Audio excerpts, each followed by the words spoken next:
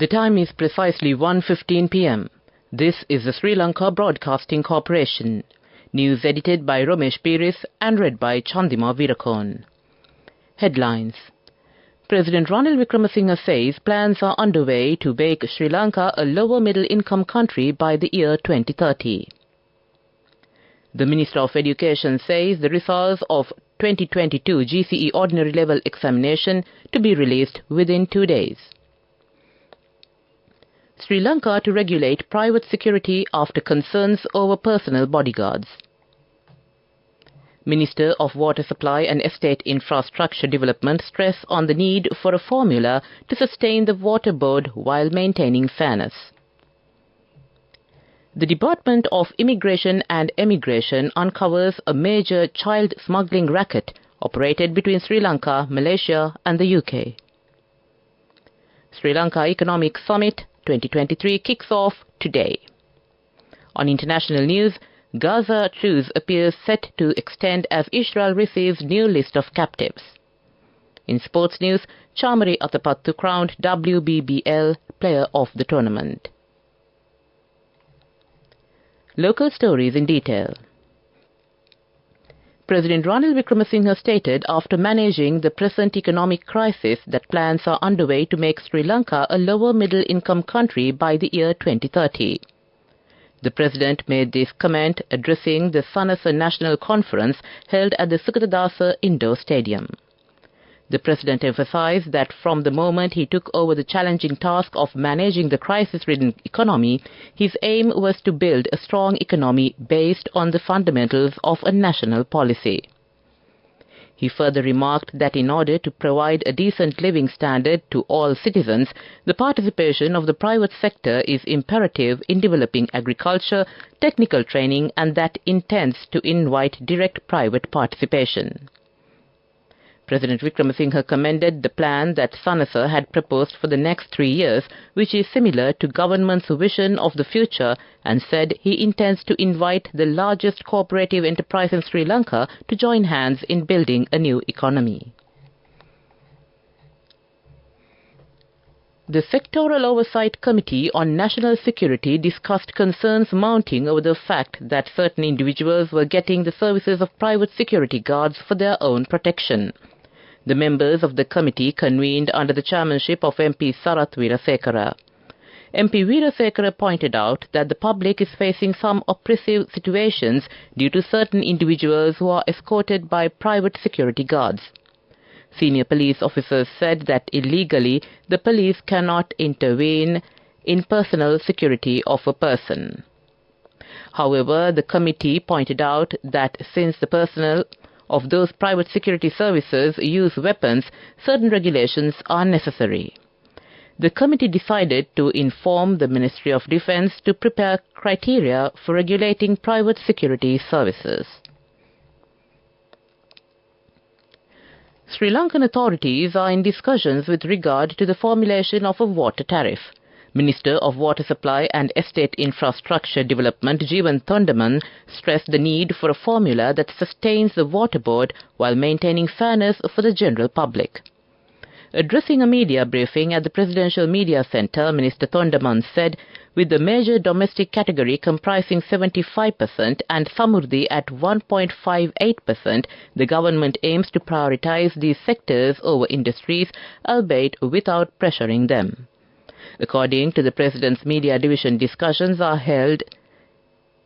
still in progress, considering two parallel formulas, one focused on cost recovery and other on cost reflection. He added that the final draft of the tariff formula is expected in December, with a commitment to avoiding unnecessary burden on the public. This news comes to you from the Sri Lanka Broadcasting Corporation. Continuing with the local stories, the Department of Immigration and Emigration has busted a major child smuggling racket that operated between Sri Lanka, Malaysia and the UK, and has handed over findings of a lengthy probe to the CID after examining over 20,000 child departures from Colombo. A senior detective of the department said that from over the 20,000 departures generated from the Bandaranaike International Airport in recent months involving children under the age 2016, a probe was launched into 150 visits made to Malaysia, and then it was narrowed down to 17 departures, indicating a distinct pattern. Sri Lankan Immigration and Immigration Controller General Harsha Ilukpitiya ordered an inquiry last April when the Malaysian immigration authorities busted a syndicate to smuggle Sri Lankan children to the UK and deported a 16-year-old child back to Colombo. The Sri Lankan children, who were successful in getting a genuine Malaysian passport, had been sent to Europe and the United Kingdom, and the syndicate had received 30,000 to 50,000 euros for each Sri Lankan child sent to Europe with a Malaysian passport. The Ceylon Chamber of Commerce will host the Sri Lanka Economic Summit 2023 from the 28th to the 29th of November at the Shangri-La Hotel, Colombo, with President Ranil Wickremesinghe attending as the chief guest. Marking its 23rd consecutive year, the summit will be conducted under the theme Sustain Reform, Accelerate Growth, addressing critical aspects of the Sri Lankan economy and its trajectory towards stability and prosperity. This year's summit will host more than 600 participants who will have the opportunity to hear insights from a diverse array of speakers. The two-day summit will explore strategies to leverage this opportune moment for accelerating economic progress. Since its inauguration in 2000, the SLES has been an exceptional platform, bringing together policymakers, economists, and industry veterans from both national and international arenas. To conclude the local news, the headlines again. President Ranil Wickremesinghe says plans are underway to make Sri Lanka a lower middle-income country by the year 2030. The Minister of Education says the results of 2022 GCE Ordinary Level Examination to be released within 2 days. Sri Lanka to regulate private security after concerns over personal bodyguards. Minister of Water Supply and Estate Infrastructure Development stress on the need for a formula to sustain the water board while maintaining fairness. The Department of Immigration and Immigration uncovers a major child smuggling racket operated between Sri Lanka, Malaysia and the UK. Sri Lanka Economic Summit 2023 kicks off today. That ends the local news for now. The main news story is brought to you by Sinhala Mahatmya. And on the main news story, Minister of Education Susil Premajayantha says that the results of 2022 GCE Ordinary Level Examination will be released within 2 days. The Education Minister revealed this while speaking to the media following an event held in Colombo. Furthermore, Minister Premajayantha emphasized that all necessary arrangements have been made in order to hold the 2023 GCE Ordinary Level Examination in May or June 2024. That came to you in the main news story. The main news story was brought to you by Sinhala Mahatmya. Moving on to Watchlight. According to the Epidemiology Unit, the tally of dengue cases recorded for 2023 has topped the 75,000 mark. As of 27th of November, a total of 75,377 cases have been reported in 2023, with the highest number being from the Colombo district, which stood at 15,953. The Western Province has recorded 35,553 cases, the highest province-wise, while the month of November has also logged 6,884 dengue cases. Health officials urge people to keep their surroundings clean and destroy mosquito breeding places in order to keep dengue at bay. That came to you in Watchlight. Moving on to the world news, the headlines. Gaza truce appears set to extend as Israel receives new list of captives. Rescuers start drilling downwards after safer options fail in India tunnel collapse. First transatlantic flight using 100% green fuels to take off. A truce in the Israel-Hamas war appeared to be extending into a fifth day as the two sides completed their fourth release of captives from Gaza in exchange for Palestinians held in Israeli jails under an original four-day truce deal, while mediators said the process would continue. Qatar, which along with Egypt has facilitated indirect talks between Israel and Hamas, said that there was an agreement to extend by 2 days the original four-day truce that was to expire on Monday. While the Israeli government had yet to officially confirm the truce extension by early this morning, Israel's army radio, citing the Prime Minister's office, reported that a new list of captives, who are expected to be released later in the day, had been received. Israel has said it would extend the ceasefire by 1 day for every 10 additional captives released by Hamas. Rescuers have begun a risky attempt to drill vertically down to rescue 41 Indian workers trapped in a collapsed mountain tunnel.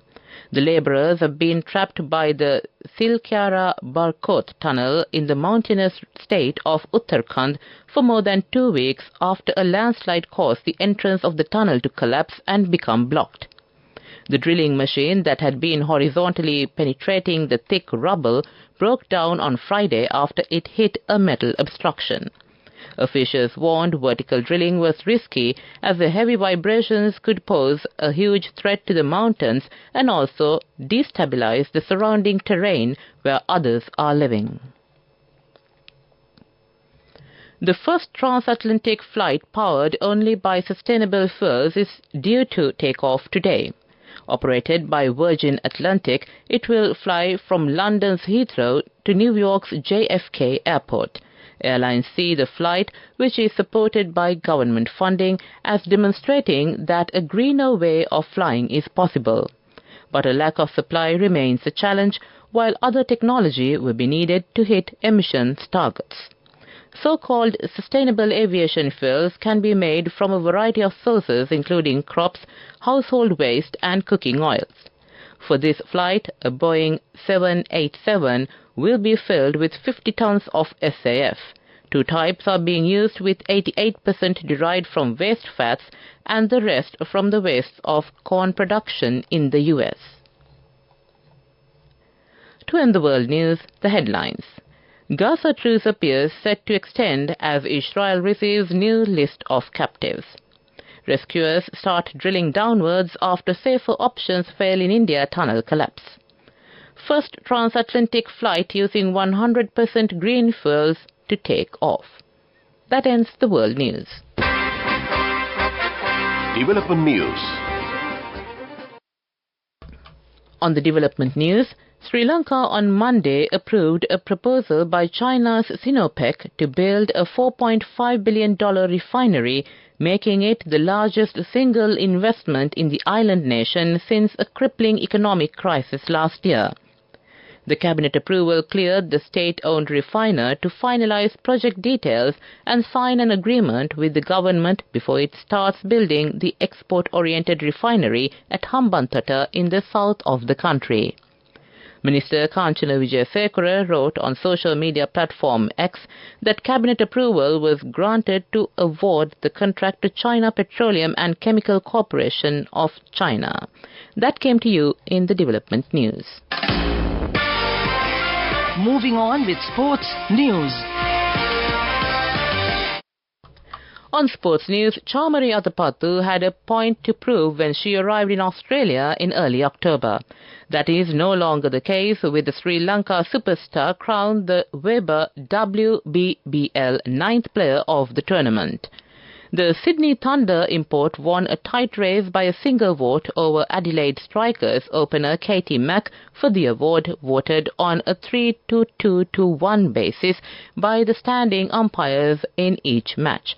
Athapattu finished the regular season second on the runs table with 511 runs at 42.58, striking at 129.69, an incredible return for a player overlooked in the inaugural overseas player draft following similar snubs at the WPL and the 100.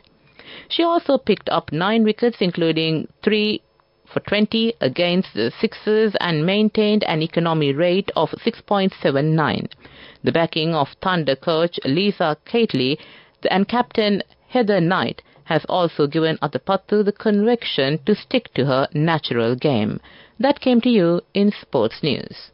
Go ekakthiyana youth eකට life එකේ change එකට නියමෙට set වෙන්න ඇස් වහගෙන දැකපු වීන හැබැයි කරන්න youth එකට නියමෙට set වෙන්න friendship එක මෙන්න.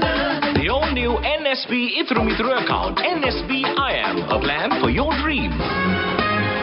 Business News, sponsored by National Savings Bank, the safest place for your money.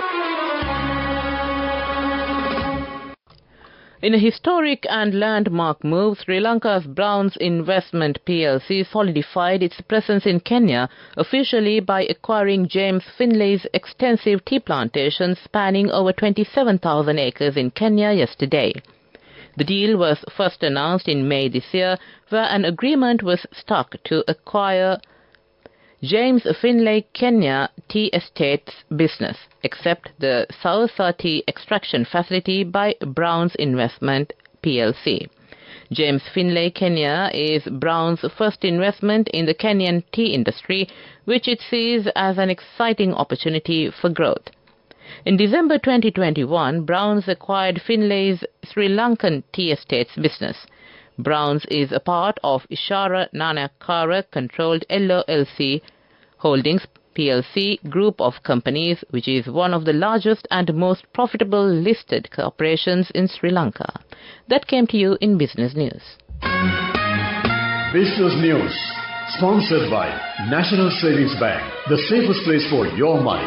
Go ekakthiyana youth එකට life එකේ change එකට නියමෙට set වෙන්න ඇස් වහගෙන දැකපු වීන හැබැයි කරන්න youth එකට නියමෙට set වෙන්න friendship එක මෙන්න. The all new NSB Ithru Mithru account, NSB IM, a plan for your dream. And on the economic news, gold hit a 6-month high on Monday as a softer dollar and expectations of a pause in the Federal Reserve's monetary tightening helped bullion consolidate above the key $2,000 an ounce level. Spot gold was up 0.5% at $2,012.34 per ounce. After reaching its highest since the 16th of May, U.S. gold futures settled 0.5% higher at $2,012.4. Traders widely expect the U.S. Central Bank to hold rates in December, while pricing in about a 50-50 chance of easing in May next year. CME's Fed Watch tool shows lower interest rates reduce the opportunity cost of holding non-interest-bearing assets, often boosting gold prices. That came to you in the economic news. Weather report. And finally, we take a look at the weather report. The Meteorology Department says showers or thundershowers will occur at times in the eastern and Uva provinces and in the Hambantota district, while several spells of showers will occur in the northern and north-central provinces. Showers or thundershowers will occur at several places in other provinces of the island in the afternoon. Fairly heavy showers, about 75 millimeters, are likely at some places in the central, Uva and Sabragamu provinces and in the Gaul and Matra districts. The general public is kindly requested to take adequate precautions to minimize damage caused by temporary localized strong winds and lightning during thunder showers. And in the sea areas, a low-pressure area is formed over South Andaman Sea and adjoining Southeast Bay of Bengal Sea area. It is likely to move west-north, westwards and intensify into a depression over Southeast Bay of Bengal around tomorrow. That came to you in the weather report. And to conclude this bulletin of news, the headlines again. President Ranil Wickremesinghe says plans are underway to make Sri Lanka a lower middle-income country by the year 2030. Minister of Education says the results of 2022 GC Ordinary Level Examination to be released within 2 days. Sri Lanka to regulate private security after concerns over personal bodyguards. The Minister of Water Supply and Estate Infrastructure Development stress on the need for a formula to sustain the water board while maintaining fairness. The Department of Immigration and Emigration uncovers a major child smuggling racket operated between Sri Lanka, Malaysia and the UK. Sri Lanka Economic Summit 2023 kicks off today. In international news, Gaza truce appears set to extend as Israel receives new list of captives. In sports news, Chamariyatapattu crowned WBBL Player of the Tournament. With that, we conclude this bulletin of news from the Sri Lanka Broadcasting Corporation. Over to Heshma Samath to keep you entertained.